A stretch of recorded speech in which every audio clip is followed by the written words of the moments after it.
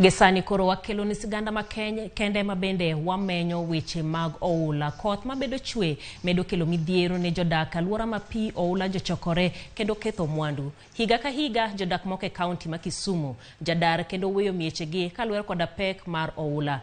Penjo en ni jodak timoga nang'o ka oula omonjogi. Millicent Adhiambo nowuotho e mier ma Nyakach kendo twak kod jodak mane olerone kaka oula joloko ngimagi. Kuonde dak bora mayudore e kaunti ma Kisumu oula osemonjo udi kaachiel kod puothe. Dala ka wapuro ga to cham pok nowuok maber kaka guoga, but this time okethonwa cham maber wayuak sana. En pi manyalo teri nyaka ibed stable. Onya choponwa kae. Jodak dar ka giringo midhiero mar oula iga ka iga. Moko kuomgi kwangi yedhi eka giyud resruok. Jodak maloa Nyakach osechiedho nade kod midhiero mar oula. Turfosa Ochieng kod Florence Anyango gin mine makatito ma osekedo kod oula kuom higni buora. Oula ni nyaka ted ka en oula mang'eny kochomo ndalo koth. Kochomo dwe mar Ang'wen to en pi mapong' ketho utewa, ketho gikewa. Ot ma kawuono mar adek mokwongo nogore piny, mar ariyo gore piny, mar adek ni be koro wathathni ga athatha to pod ng'ich donjo. Simba mar wuoyi maduong' mano gedo ne mar adek en be kech ogeda geda gi lo ka pi obiro to nyuowo. Ot mantie ne ot maredi to od wuora ne ot maredi nyaka na ted ka kok nan dhako ma chunye tek mano wuok ni dhi tedo duna se wuok nikech thurwa ugenya kuchocho pok na neno pi machal pi maneno Nyakach. Gi kinde mano monja mok na ng'eyo to nyathi moro ma ka ywak no ywak no wad yo layo kuome to gi kinde no ne pod onge delight gi kata simo kata ang'o ne wan gi tach mikebe koka tiayo kibrit akete taya na manyo taya kata taya timre nade miya led yer ot ka to kana chung maketo tie nal munda lor to na nyumre pi giga no kethore obed lewni obed ang'o nyaka mchele mana uso gi te mano notima ka puran ka kwara koro ka golo dala pod en the same. Midhiero mar oula masiko monjo gwenge maloa Nyakach omiyo jodak ting' manyien. Sama oula omonjogi to chuno nyaka gidar gigegi giluwe wi mesni kendo tiyo kod mesni go kaka ng'ango mar nindo eka gires mwandugi kaachiel kod ngimagi. Samoro pong' kata gotieno ka ji nosenindo ibo yudo ka oketho nyaka kaka nyithindo nindo onge. Koro nyithindo iketo kata gimalo wi kombe ok ginindi, gik moko ing'aw malo.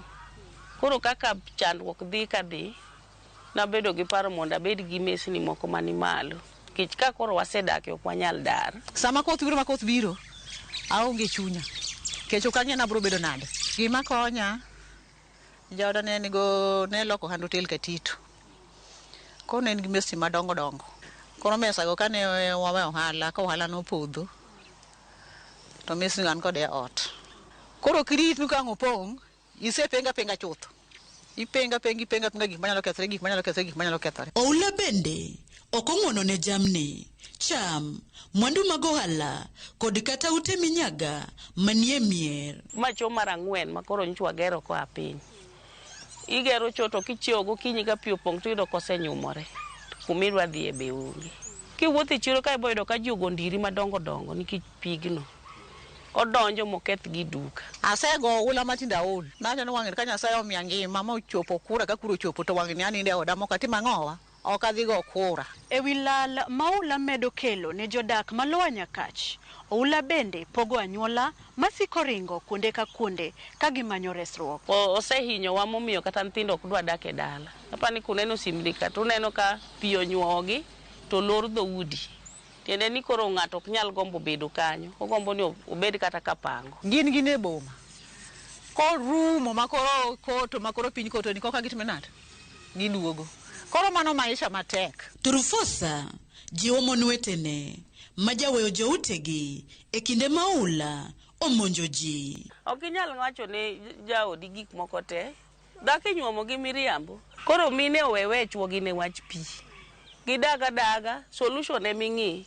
Nitiere kaka weche mag pi gi chalo. Gik moko emo kikete box. Ket gik moko e gik plastic. Maka pi opoi, tibro yudo kireso moko. Kech wesen bro tank ni gi gik moko e iye kapok onimo. Kech pi en gi ndalone. Kaka koro chando wandalon to ndalo moonge to be piny bera wadaka maber. Gikwayo piny owacho mondo yud yore mag tieko midhiero mar oula mainyogi iga ka iga. Kane ginyalo konyowa to gibarnwa pigni.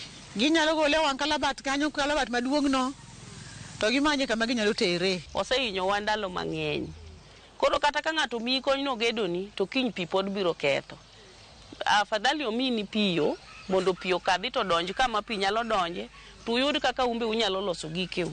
Kaluwore kod midhiero mar oula no, apisas mag piny owacho e kaunti ma Kisumu osechako chenro mar nono lal ma jopiny oseyudo kod manyo yore mag resogi.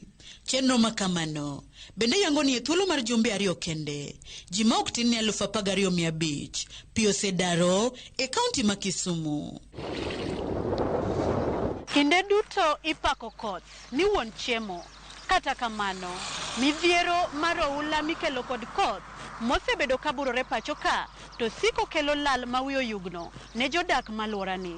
Ywagi maduong' en ni mondo sirikal obar wang' oula kokalo kuom odundu moger e yo mowinjore mondo giyud konyruok mochwere ma ok ni kiny ka kiny pi ywerogi gidar giweyo mier gunda kata mondo gikethore matamre gi nono. Millicent Adhiambo, Ramogi TV, Katito, Kisumu County.